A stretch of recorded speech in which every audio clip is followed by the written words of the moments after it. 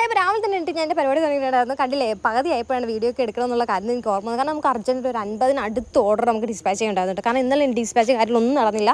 എൻ്റെ ഫോൺ ചെറുതായിട്ടൊന്ന് കംപ്ലയിൻ്റ് ആയിരുന്നു. അപ്പോൾ ഈ ഫോണിലാണ് അഡ്രസ്സ് കാര്യങ്ങളൊക്കെ ഉള്ളതുകൊണ്ട് നമുക്ക് ഫോണില്ലായിരുന്നു. അതുകൊണ്ട് അഡ്രസ്സ് കാര്യങ്ങളൊന്നും അറിഞ്ഞുകൂടെ, ആർക്കാണ് എന്തൊക്കെയാണ് അയക്കേണ്ടത് ഒന്നും അറിയില്ല. അതുകൊണ്ട് ഒന്നും അയക്കാൻ പറ്റില്ല.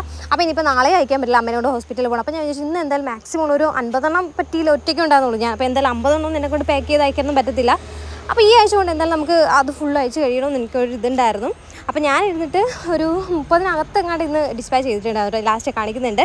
ഇപ്പോൾ ഇൻസ്റ്റാഗ്രാമിൽ എന്നെ ഫോളോ ചെയ്യുന്ന ആൾക്കാരൊക്കെ അറിയായിരിക്കും, എനിക്ക് നല്ലതുപോലെ ഡെയിലി ഡിസ്പാച്ചിങ് ചെയ്യാൻ പറ്റുന്നുണ്ട്. നല്ലൊരു ക്വാണ്ടിറ്റിയിൽ തന്നെ പ്രോഡക്റ്റ് ഡിസ്പാച്ച് ചെയ്യാൻ പറ്റുന്നുണ്ട്. എല്ലാം നിങ്ങളുടെ എല്ലാവരും സപ്പോർട്ട് കൊണ്ട് മാത്രമാണ് കേട്ടോ. പിന്നെ എടുത്ത് പറയേണ്ട ഒരു കാര്യം എന്ന് വെച്ചാൽ 2-3 ദിവസം മുമ്പ് ഞാനൊരു ഇൻസ്റ്റാഗ്രാമിലാണെന്ന് തോന്നുന്നു റിലേറ്റഡ് നമ്മുടെ സ്പെക്സ് അതുപോലെ തന്നെ ബോയ് കാര്യങ്ങളൊക്കെ റീസ്റ്റോക്ക് ചെയ്തെന്ന് പറഞ്ഞിട്ട് അത് 3-4 വെറൈറ്റീസ് ഓഫ് ഐറ്റംസ് ഉണ്ടായിരുന്നു. ഫുൾ കഴിഞ്ഞു കേട്ടോ, ഫുൾ കഴിഞ്ഞു. ഈ നെക്സ്റ്റ് റീസ്റ്റോക്ക് ചെയ്യാൻ പോവുകയാണ്. നമ്മൾ 3 ഐറ്റംസാണ് ഇന്ന് ഡിസ്പാച്ച് ചെയ്തിട്ടുള്ളത്. അപ്പോൾ വേണ്ടവരൊക്കെ എനിക്ക്